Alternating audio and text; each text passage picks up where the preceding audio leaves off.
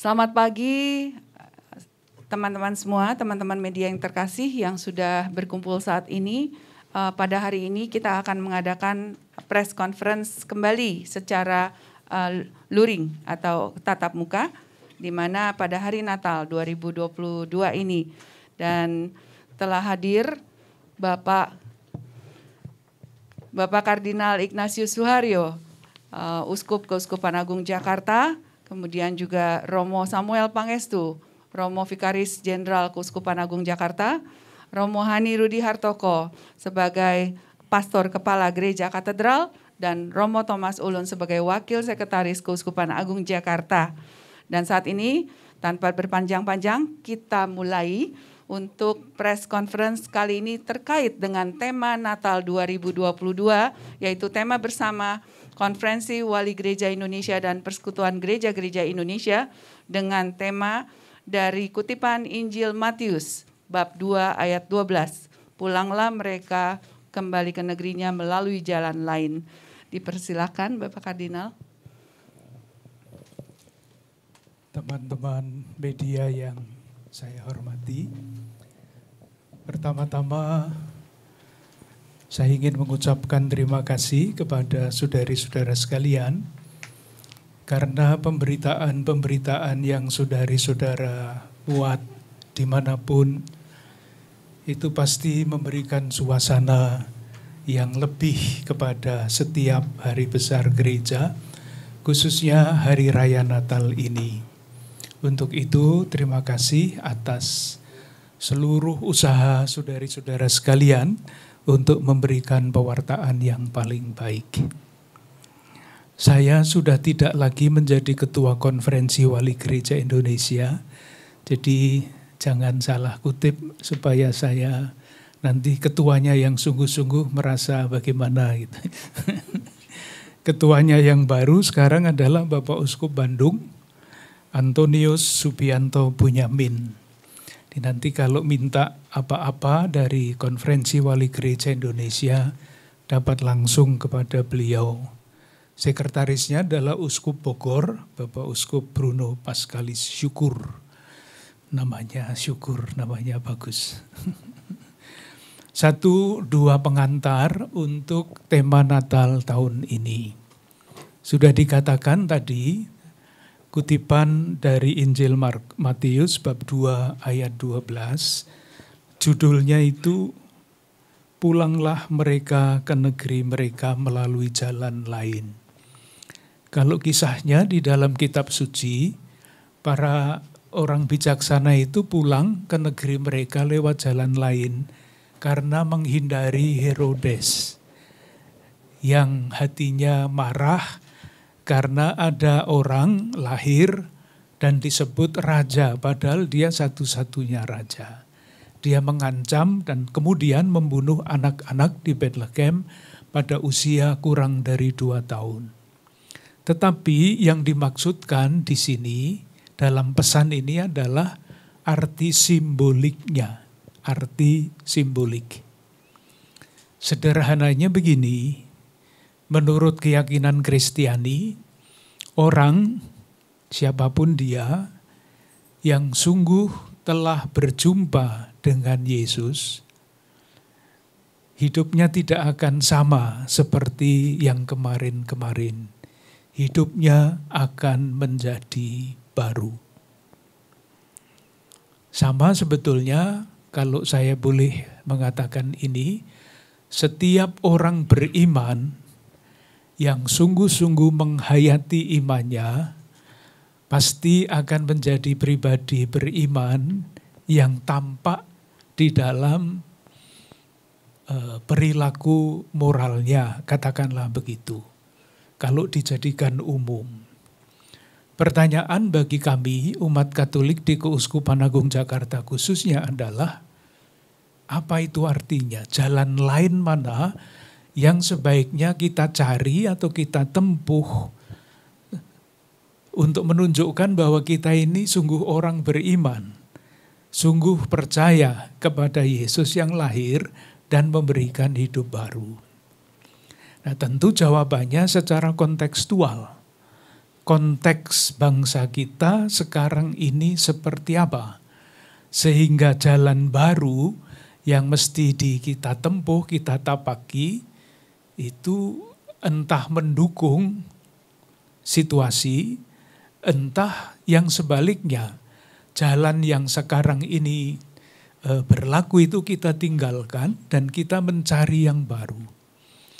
Contohnya begini, saya membaca dari media sosial, dari media yang para saudari-saudara sekalian selalu sampaikan. Misalnya tadi saya sebut di dalam khotbah saya di dalam gereja, misalnya berita yang judulnya adalah perdagangan manusia di Indonesia ini cenderung tinggi. Perdagangan manusia. Ini kan realitas. Dan dikatakan di dalam analisa-analisa, perdagangan manusia itu adalah kejahatan ketiga paling besar di dunia ini. Yang pertama adalah perdagangan senjata, yang kedua adalah perdagangan narkoba, yang ketiga adalah perdagangan manusia. Di Indonesia cenderung tinggi. Kalau saya kontak dengan teman-teman saya yang di NTT, ada yang mengatakan setiap hari kami menerima jenazah dari saudari-saudara kita yang tanda petik dijual ke luar negeri. Mengerikan sekali. Itu satu. Natal itu kita rayakan dalam konteks ini. Atau di dalam salah satu koran beberapa waktu yang lalu mengenai sampah makanan. Di Indonesia ini, saya ingat betul-betul karena itu menyentuh hati saya, setiap tahun sampah makanan, hanya sampah makanan, bukan sampah yang lain, sampah makanan yang dibuang. Kalau dihitung selama 1 tahun itu harganya 330 triliun. Padahal sekian banyak saudari-saudara kita yang mencukupi makanan pun belum bisa. Sementara di lain pihak ada data seperti itu. Itu data penelitian. Maka merayakan Natal itu berarti peduli terhadap masalah-masalah seperti itu.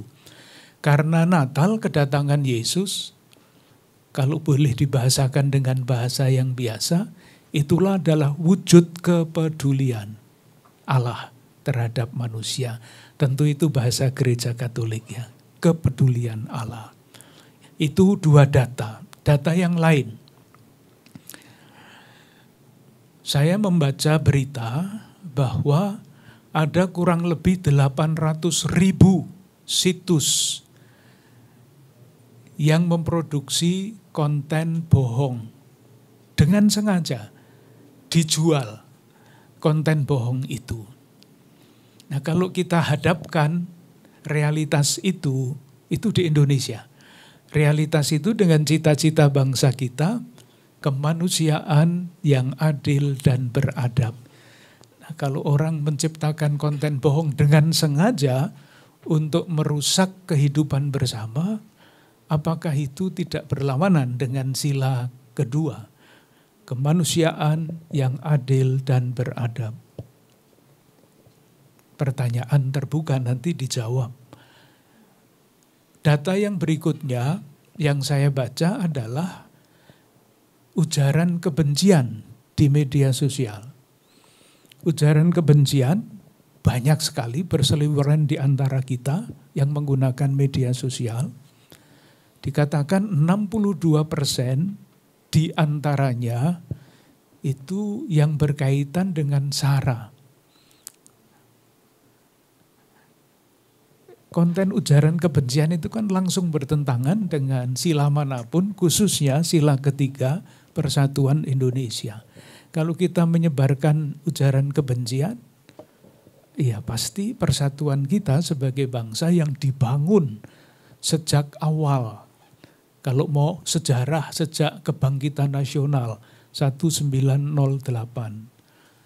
Sumpah Pemuda 1928, Pancasila, proklamasi kemerdekaan, itu kan dirusak semua. Padahal kalau kita dirusak persatuan kita bisa membayangkan negara kita ini akan susah. Tetapi kalau kita bersatu, nanti lawannya tentu menyebarkan berita-berita yang mempersatukan. Coba silahkan lihat sejarah. Bangsa kita itu dijajah 350 tahun. Mengapa sampai 350 tahun? Karena pecah-pecah. Ketika kebangkitan nasional mulai bermuara pada Sumpah Pemuda, satu nusa, satu bangsa, satu bahasa, 17 tahun kemudian Indonesia memproklamasikan kemerdekaan. Karena apa? Karena bersatu. Nah, kalau persatuannya diacak-acak, tentu akan menjadi kerugian besar di dalam negara kesatuan Indonesia ini.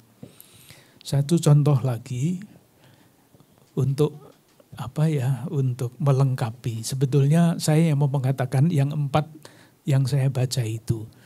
Tetapi satu tulisan dari kolumnis yang menamakan diri pemerhati kebinekaan. Saya kira saudara-saudara wartawan kenal dengan nama ini, Sukidi. Itu menulis di salah satu harian nasional, judulnya Mafia Negara Rakyat.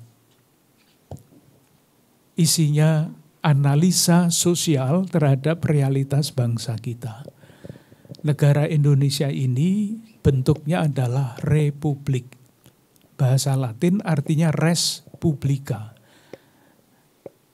Negara mengusahakan tanggung jawabnya yang pertama adalah menjamin terwujudnya kebaikan umum. Bahkan negara mempunyai wewenang untuk menggunakan kekerasan supaya kebaikan umum itu terjamin. Kan ada tentara, ada polisi dan sebagainya. Tetapi menurut penulis itu, Indonesia ini di lingkungan kita itu banyak mafia yang pekerjaannya itu sangat bertentangan dengan yang seharusnya dijalankan oleh negara. Mafia itu hanya berpikir mengenai kelompoknya sendiri. Maka kita kenal mafia daging sapi, bahkan mafia bantuan sosial, mafia perdagangan manusia, mafia peradilan, mafia hukum, segala macam mafia menurut penulis itu ada. Dan itu semua sangat menghalangi tujuan dari Negara Kesatuan Republik Indonesia didirikan. Nah, di dalam konteks seperti itu, konteks masyarakat seperti itu, kami para pelayan gereja khususnya di Keuskupan Agung Jakarta itu ingin mengajak umat, tentu saja umat Katolik, merayakan Natal tahun ini mesti dengan niat yang teguh untuk satu, merawat dan mengembangkan semangat cinta tanah air dengan segala macam keluasan dan kedalaman artinya. Nah, kalau orang sungguh cinta tanah air pasti tidak akan ikut-ikutan di dalam mafia itu. Pasti. Jadi luasnya sebegitu itu. Judulnya Cinta Tanah Air bisa menjadi semboyan tetapi bisa menjadi konkret. Yang kedua, Natal tahun ini mesti mengajak umat Katolik di Keuskupan Agung Jakarta untuk merawat dan mengembangkan watak peduli. Saya tidak tahu apakah saudari-saudara wartawan pernah membaca penelitian yang dirilis di salah satu harian nasional di negara kita ini. Tahun 2020 ada rilis penelitian internasional mengenai kerelaan berbagi, World Giving Index. Yang diteliti itu 146 negara. Itu bukan penelitian pesanan, itu sudah lembaga yang sudah 30 tahun membuat penelitian seperti itu. Indonesia menurut penelitian itu di antara 100 46 negara ada di nomor 1. Coba silahkan membayangkan, kita mesti bangga. Ini watak bangsa kita yang mesti kita rawat, mesti kita kembangkan, peduli. Saya kira contohnya banyak.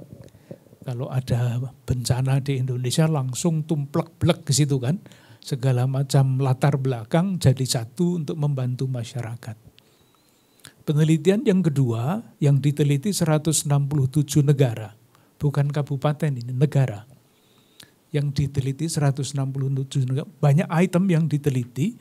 Salah satunya adalah kekuatan modal sosial. Indonesia ada di nomor 6 di antara 167 negara itu. Dahsyat.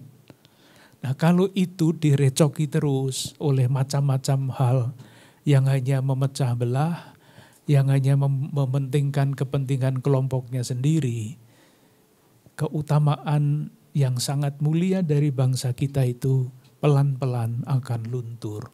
Maka tanggung jawab kita, semua warga negara Indonesia adalah merawat dan mengembangkan semangat watak bangsa kita, peduli, cinta tanah air dalam segala keluasan dan kedalaman artinya.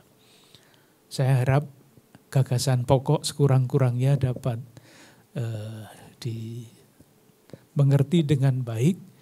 Natal harus bermakna secara kontekstual. Dalam konteks itu, maka Keuskupan Agung Jakarta memilih 2 watak yang mesti dikembangkan. Peduli, cinta tanah air dalam segala keluasan dan kedalaman maknanya. Terima kasih. Terima kasih Bapak Kardinal. Dan sekarang kami buka sesi pertanyaan, tanya jawab. Untuk 3 penanya dulu. Silakan teman-teman, ada yang mau bertanya?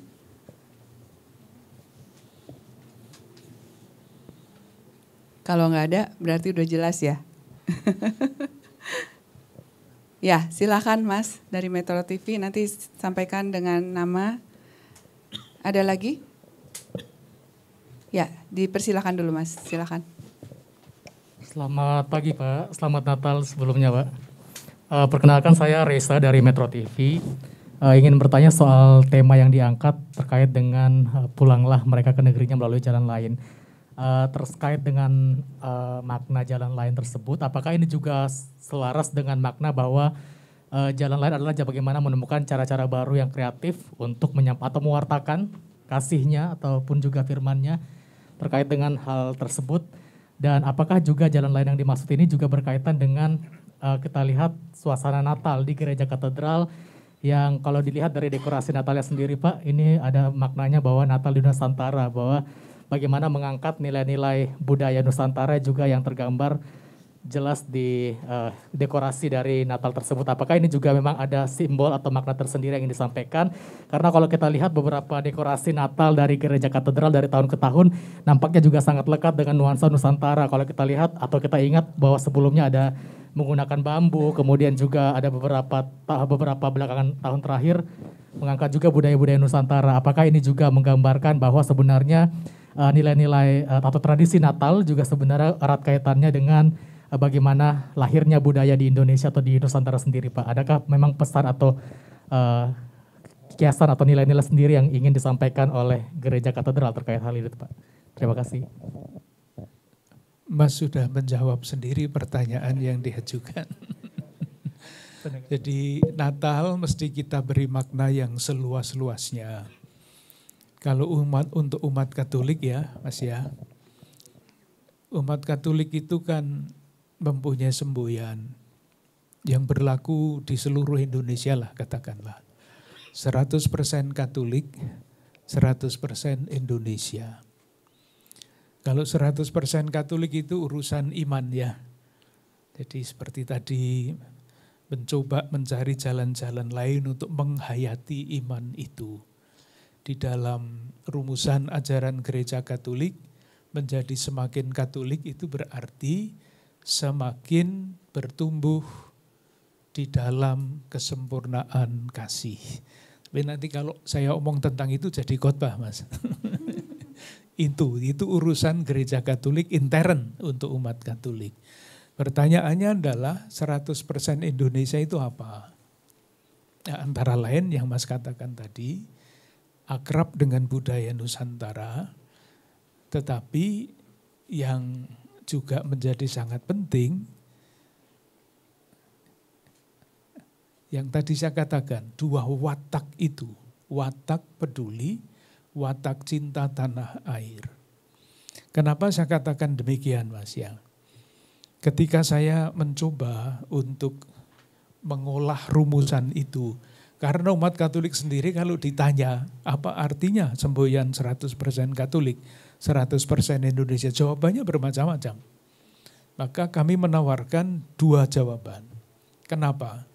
Pada tahun 1977 saya masih ingat karena saya mencari. Itu seorang sastrawan Indonesia berbicara di Pusat Kebudayaan Jakarta ini mengenai orang Indonesia itu seperti apa. Saya sungguh-sungguh terkejut waktu membaca itu. Karena menurut ceramah beliau, orang Indonesia itu satu munafik, tahayul, asal bapak senang, semuanya jelek. Masa orang Indonesia kayak begitu itu? Sudah saya singkirkan, ya pasti enggak seperti itu. Presiden Jokowi kemudian melontarkan gagasan revolusi mental. Siapa sekarang yang masih bicara tentang revolusi mental? Tidak ada.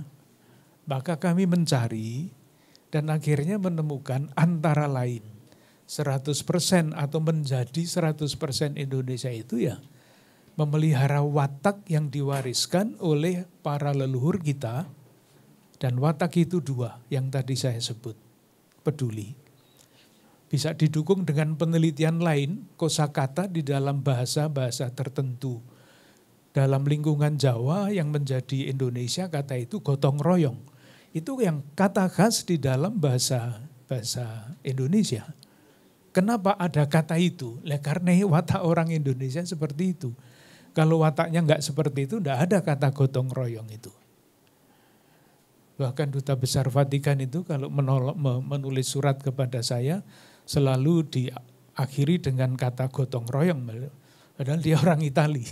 Gotong royong, karena itu menarik dia, watak kita. Dan yang kedua, yang tadi saya katakan, cinta tanah air. Silakan ingat berapa banyak pejuang-pejuang yang memberikan hidupnya untuk negara kita. Pahlawan-pahlawan nasional sejak zaman dulu sampai sekarang. Kalau bukan karena cinta tanah air, tidak mungkin. Itu diangkat karena konteksnya, ya tadi itu salah satunya yang ditulis oleh kolumnis tadi, mafia ada di mana-mana. Mungkin juga ada di dalam gereja loh, mungkin. Tapi belum ketahuan sampai sekarang. Tapi mungkin saja mafia seperti itu ada. Itu Mas, jadi sudah dijawab sendiri, terima kasih. Baik. Ada mau ditambahkan? Nusantara dari Iya. Silakan. Ini yang punya paroki. Ya baik Bapak Uskup.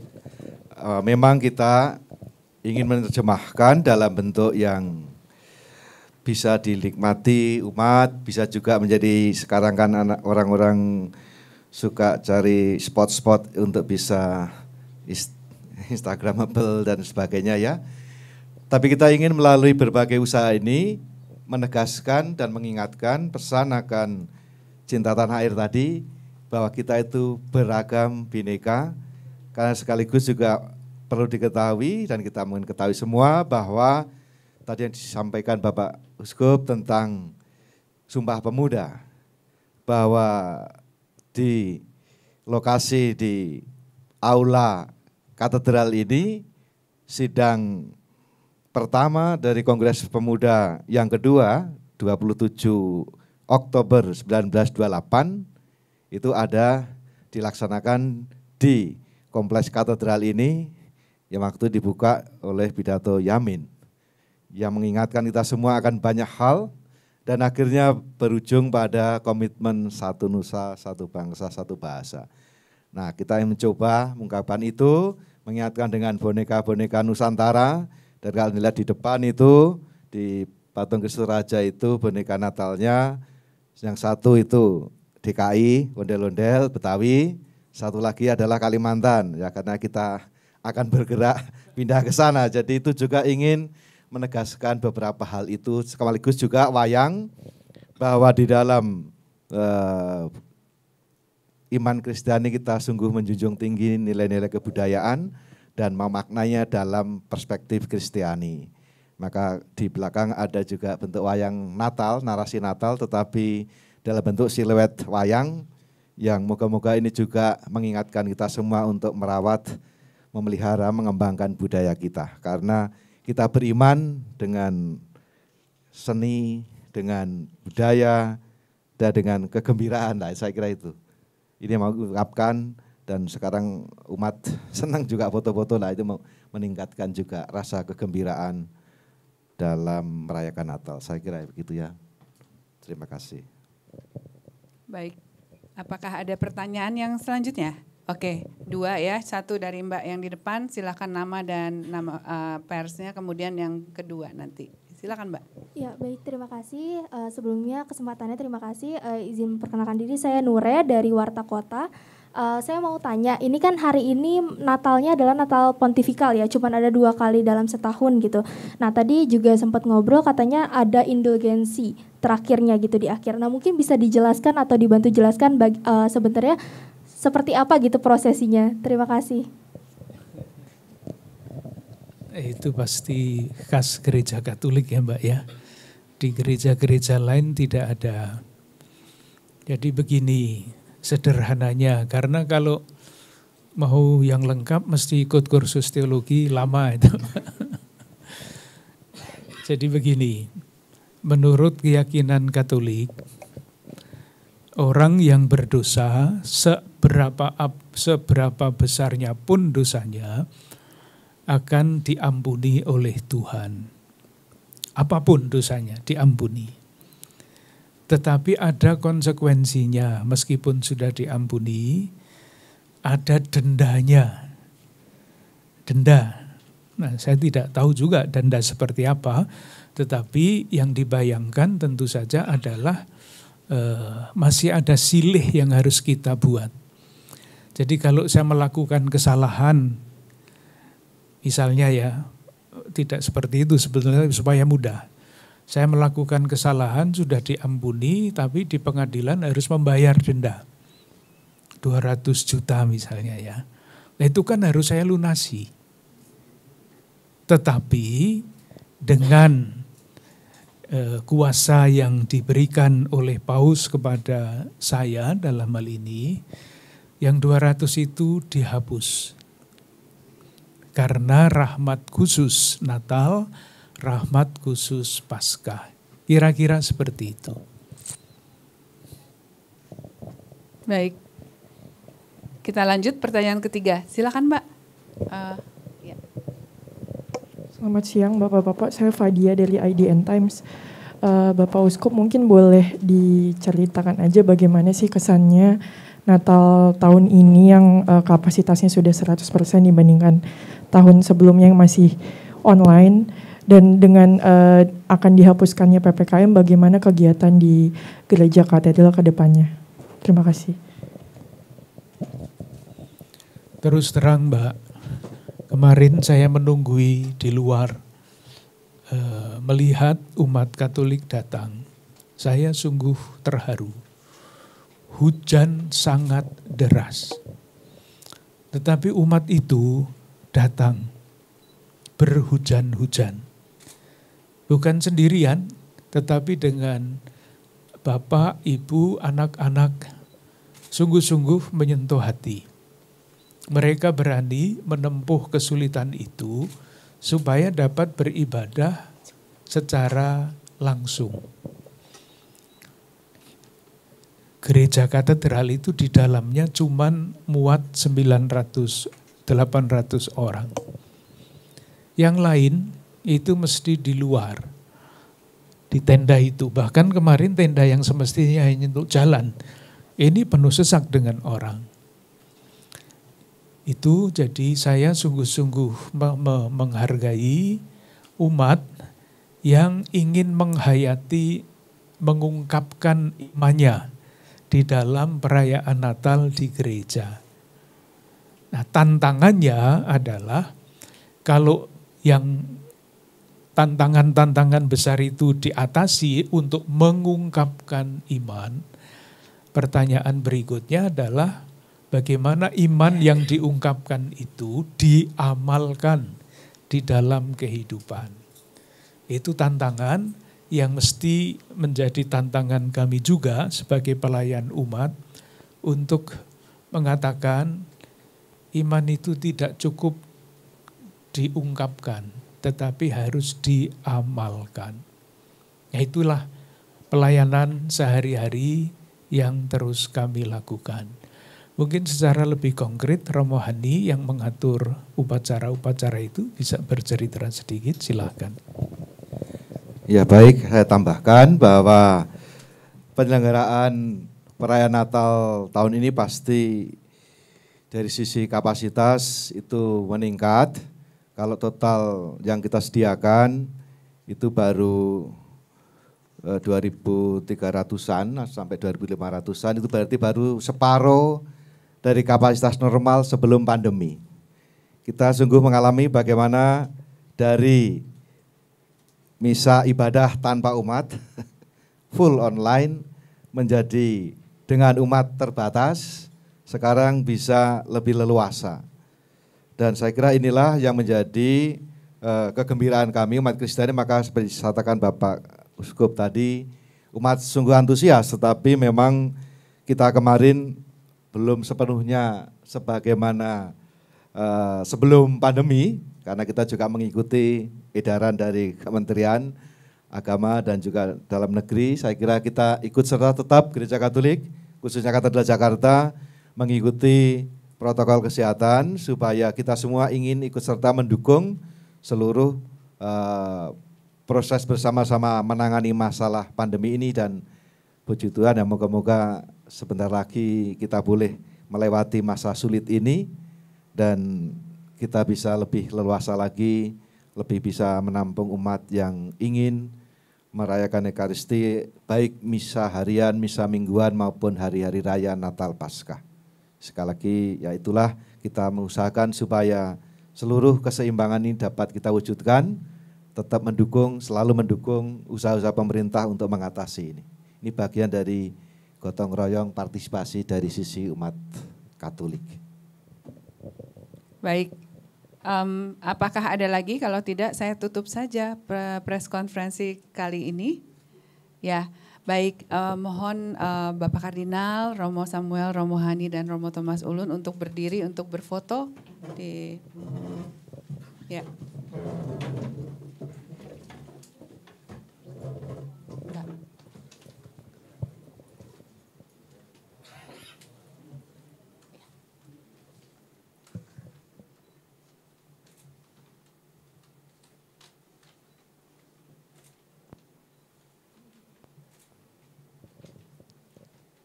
Ya, sudah semua mengabadikan? Oke, terima kasih. Terima kasih. Terima kasih Bapak Kardinal, Romo Samuel, Romo Hani, Romo Thomas Ulun. Dan terima kasih teman-teman media semua yang selalu setia hadir untuk mewartakan apa yang dilaksanakan di Gereja Katedral dan Keuskupan Agung Jakarta ini. Dengan demikian saya tutup press conference Natal 2022 Keuskupan Agung Jakarta. Dan silakan untuk bisa meliput kembali, nanti pukul 11 ada misa keluarga.